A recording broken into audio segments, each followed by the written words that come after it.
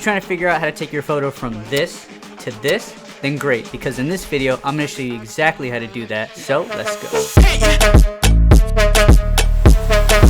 What's up guys, my name is Isaiah and I help content creators level up their production game. I'm gonna be showing you two things. Number one, how to edit your photos, and number two, how to enhance your photos using Luminar.ai. So without further ado, let's do this. All right, so the first part of the video is we're gonna be getting our photo ready in Lightroom. So we're gonna be getting our stylistic editing so that we can bring it into Luminar. So I'm gonna show you the before and after of what the photo looks like, and then I'll show you how to edit the photo accordingly to get at least the style that I got for this type of photo. Okay, let me do a split screen. So as you can see, this is the before and this is the after. So we're gonna be taking this photo today and we're gonna be pretty much getting it back to where we were. So I use the Peter McKinnon presets because I'm just a big fan of his, and it's also great to just work off of Lightroom presets, at least for me in my workflow, because you can get a certain style so much quicker and it's easier to work off of a base somebody's already made, so that all you have to do is make adjustments according to your photos and you don't have to remake the preset every single time that you want to. So for this one, I'm gonna be using Ember, so I'll show you what that looks like. Okay, so first we're gonna go to presets and we're gonna go to Ember. So full disclaimer, when you take your photos, for me, I just try to get them as well exposed as possible so that when I do bring them into Lightroom, they're pretty much well exposed and certain presets could fit on that photo. Not all of them will, but for me, this is just my style and the way I like my photos edited. So I usually kind of lean towards these kind of presets that are moodier with like orange tones. And specifically for this photo, you can see it needs a lot of work. So I'm gonna show you my workaround on how to get the actual desired result that I want for my photos. So we're gonna start from the top down. So what I'm gonna do is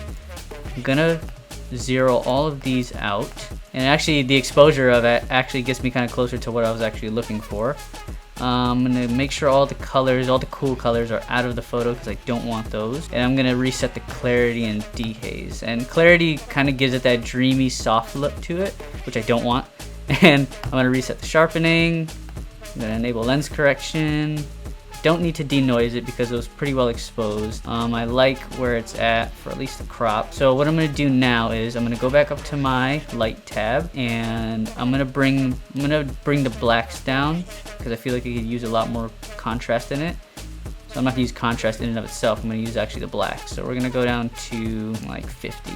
Okay, and to balance that out, it's a little too dark over there. So to balance that out, I'm gonna bring up the shadows just a little bit, right around there.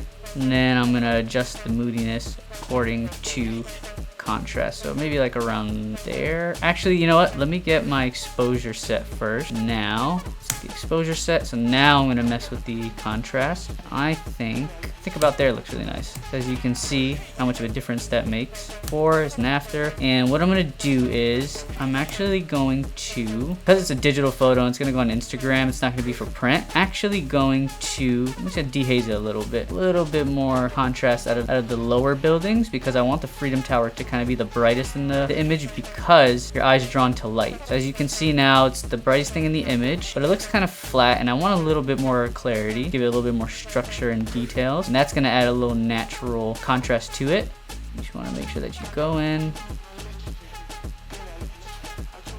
and get all the little pockets. Wanna make sure everything's well distributed. Okay, there we go. And now with that same selection, I'm going to sharpen it. As you can see, sharpening just adds a little bit more pop to it, a little bit more details. This is the before, the original, and this is pretty much just another duplicate, but it's after. So this is the before, and this is the after. Okay, so now that we have our photo edited to the way we want it, now it's time to export it and bring it into Luminar. Okay, so now that we're in Luminar, we have the photo exported from Lightroom.